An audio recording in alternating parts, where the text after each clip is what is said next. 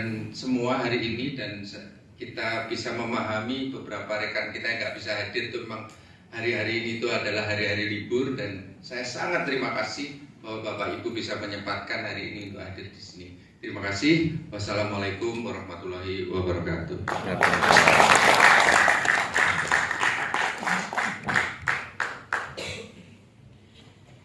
Kami ucapkan terima kasih kepada Ketua IKUB Pengurus Daerah Jawa Timur Bapak Leo Herlambang. Untuk agenda selanjutnya yaitu sambutan dari Ketua Umum IKUB Profesor Ahmad Erani Yustika. Kepada beliau dipersilahkan.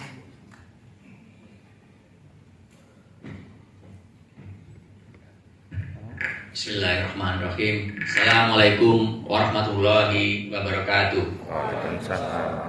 Selamat pagi, salam sejahtera bagi kita semua. Yang saya hormati Rektor Universitas Brawijaya, Profesor Widodo, serta seluruh jajarannya, hadir Pak Wakil Rektor juga, para dekan atau yang mewakili di lingkungan Universitas Brawijaya, sahabat-sahabat para pengurus pusat IKUB yang hadir di sini, termasuk Pak Sekjen, juga Ketua Pengurus Daerah IKUB Jawa Timur yang tadi baru dilantik, Pak Dr. Leo Herlambang, serta seluruh jajarannya, para alumni Universitas Brawijaya, sahabat-sahabat yang hadir di sini, sebagian saya mengenal dengan sangat baik. Ada Mas Munir yang sudah lama nggak bertemu, yang sekarang di Papeda, Kabupaten Gresik.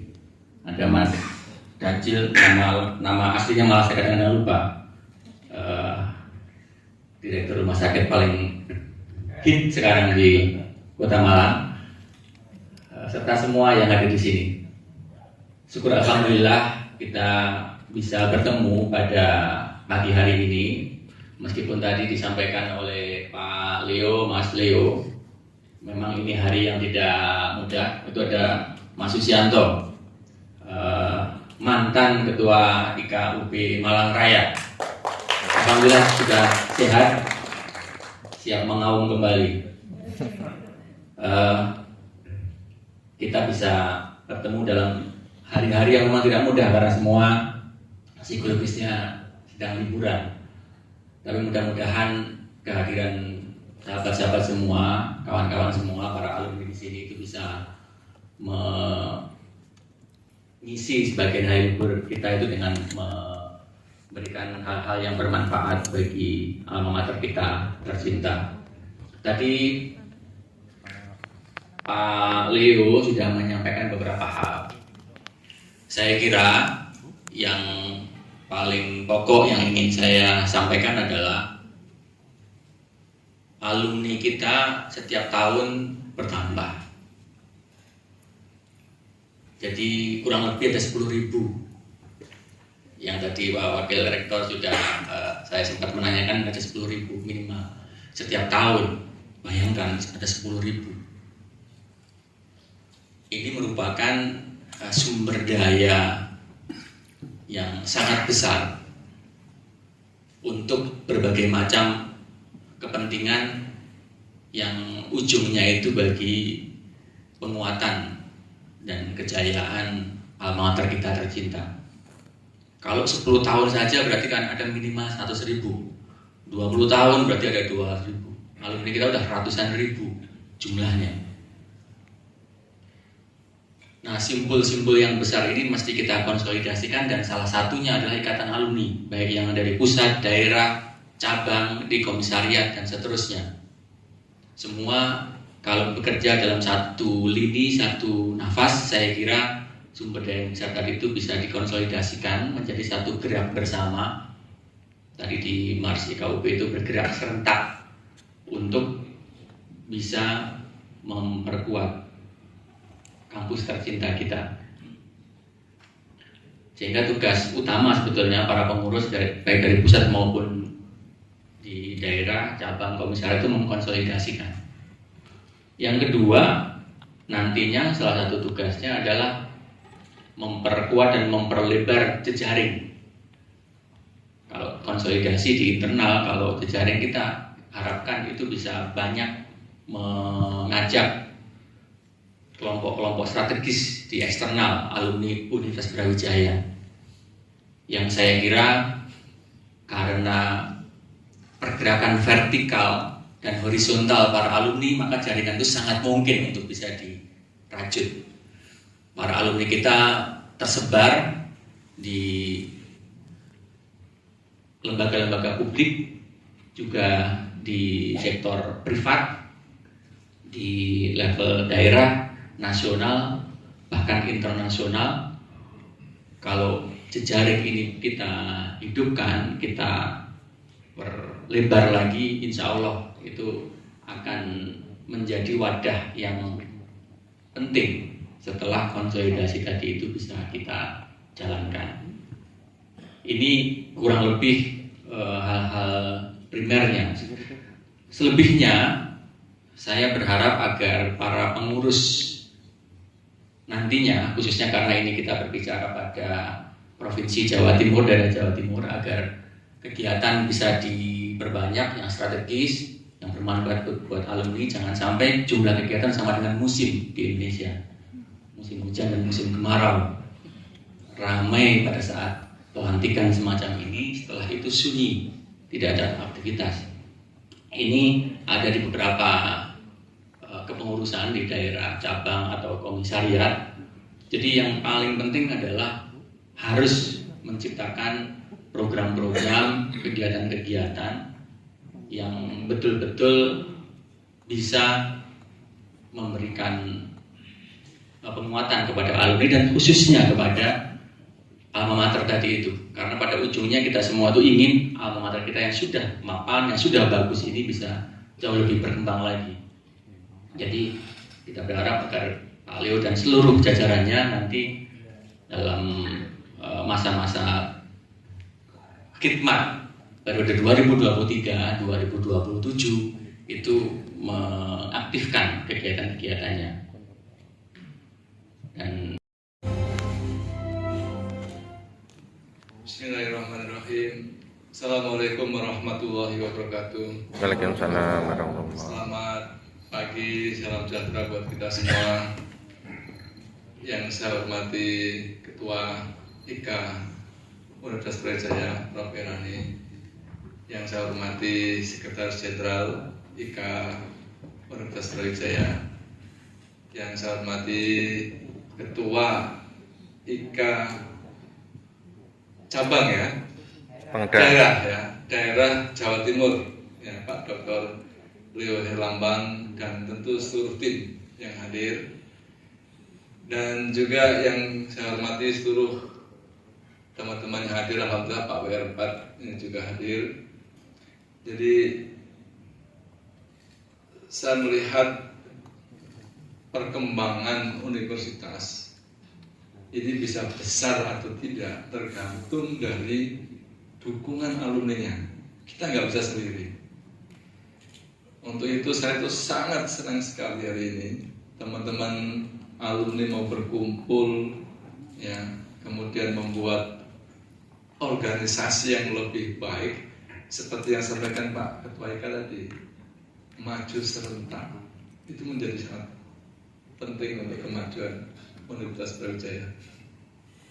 Dan saya melihat banyak sekali teman-teman yang sudah aktif ya di bidang masing-masing, ya, termasuk ini Pak Jajil kemarin membuat Malang Malang Health Tourism.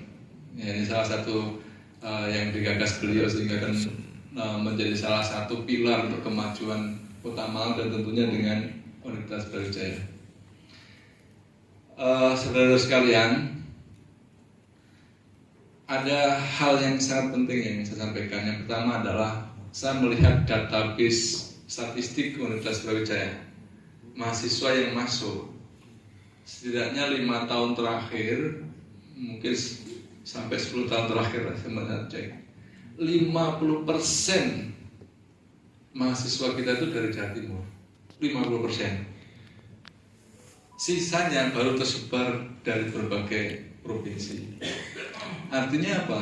Artinya bahwa Jawa Timur ini masih menjadi pusat ya, perkembangan, pusat dari di mana alumni-alumni kita berasal Jawa Timur.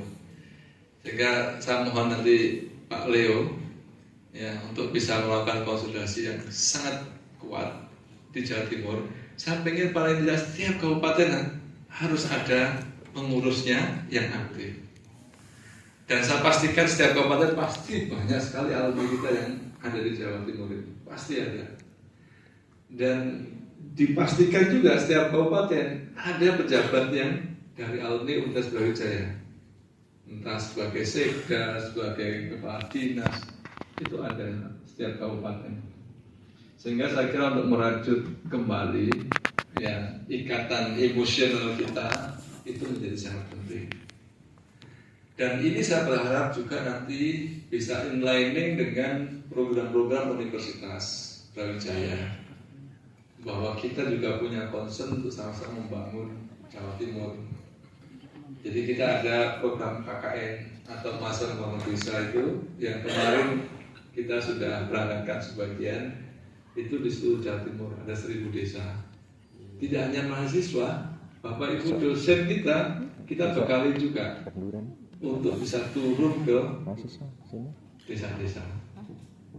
Ada sekitar 500 dosen kita juga yang turun, dan setiap tahun kita juga memberikan pendanaan ya, yang disebut dengan program dokter mengabdi. Itu dosen-dosen kita untuk bisa mengabdi, kita bekali dana, cuman ya nggak banyak, paling tidak ada bekal dana untuk bisa digunakan mengabdi.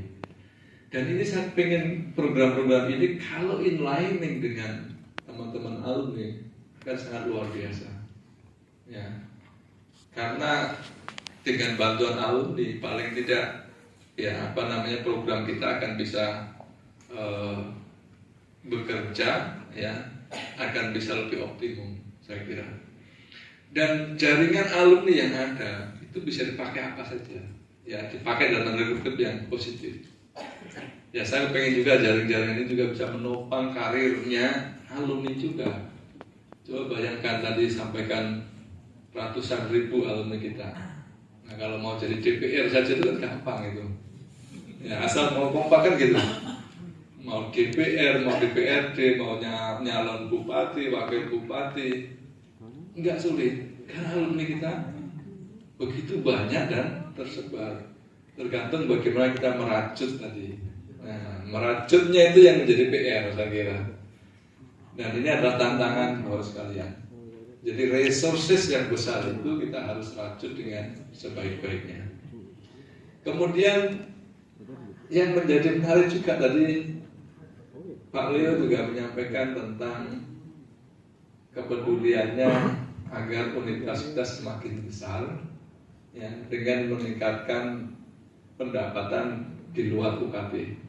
Itu sangat betul.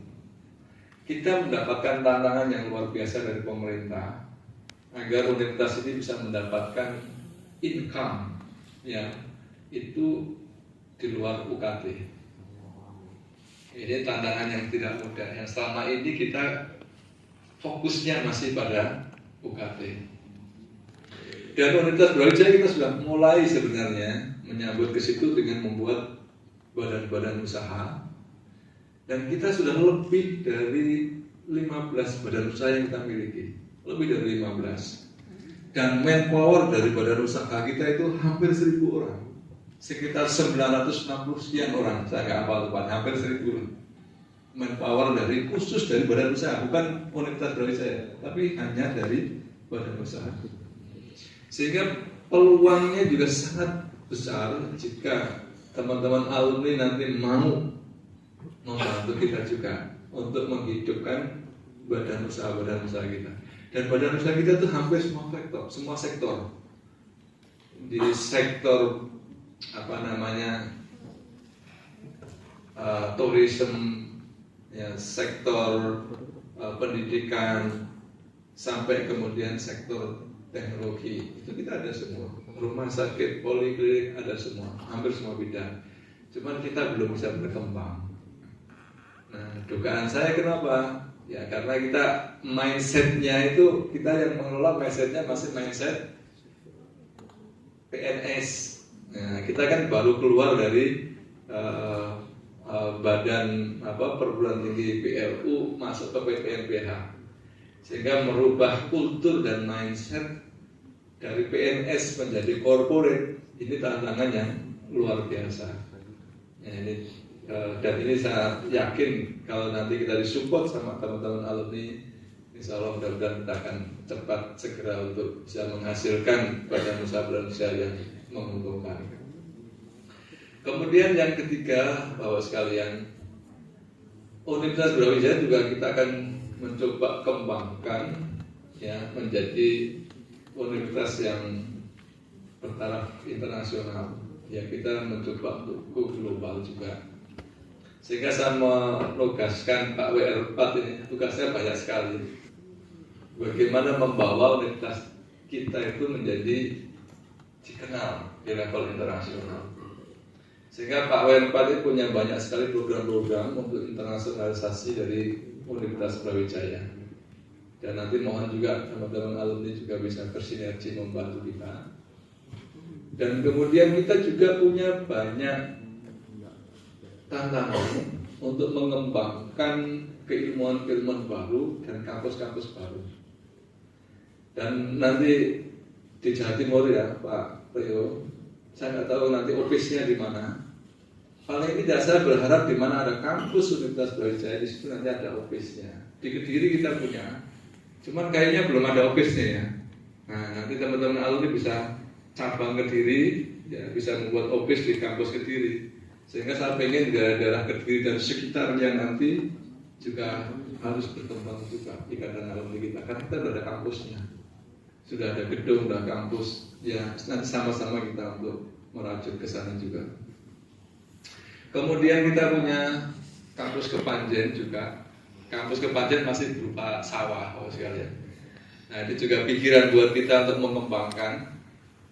Dan nanti Pak WR4 itu punya strategi untuk di Kepanjen itu mengembangkan menjadi salah satu kampus untuk pengembangan vokasional dan sains teknopark, terutama adalah untuk mengembangkan keilmuan-keilmuan yang berbasis IT. Nah, tadi Pak Leo sudah sampaikan. Jadi the future science nanti akan kita kembangkan di Kepanjen. Dan kita sebenarnya sudah menyambut sebenarnya teknologi AI. Tahun lalu kita sudah membeli superkomputer. Dan superkomputer yang kita miliki itu di Indonesia, itu yang ada cuma ada 2 tempat yang terbaik sekarang ini, di UB dan di IPB.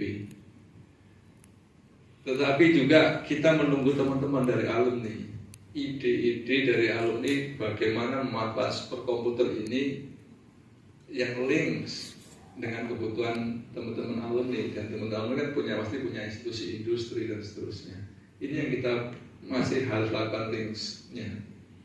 Selama ini kita sudah kita gunakan, tetapi masih pada level riset, ya riset. Nah, riset ini kalau tidak match dengan kebutuhan dunia industri dan dunia usaha, ya nggak kepakai terus kan gitu kira-kira. Dan ini memerlukan teman-teman alumni. Sehingga kita sekarang ini saya membuka selebar-lebarnya Universitas Brawijaya agar saudara-saudara alumni bisa memberikan saran dan masukan, menjalin kerjasama dengan Universitas Brawijaya, dengan kampus. Kalau tidak dengan alumni, dengan siapa lagi? Kalau tidak dengan alumni, siapa yang mau peduli dengan Universitas Brawijaya? Tidak ada. Dan saya sudah beberapa kali ke beberapa kota. Insya Allah alumni kita itu sudah menyebar di banyak tempat-tempat institusi yang strategis.